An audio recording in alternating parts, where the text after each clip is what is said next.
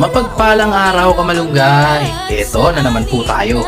Kain naman po tayo sa Alintonang's Pansit Palabok.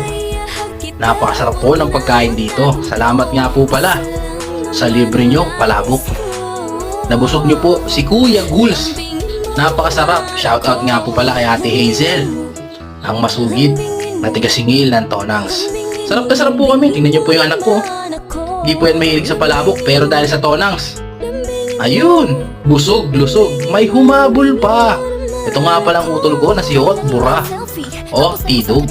Isang kamalunggay din po yan. Good shit! At shoutout po pala sa iyo, Mami Jennifer, sa masasarap niyong pagkain.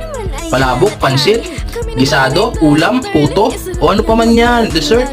Wala na, kung gusto niyong puntahan ng Alintonang's, makikita niyo lang to sa 470 Ballesteros along Boni Highway.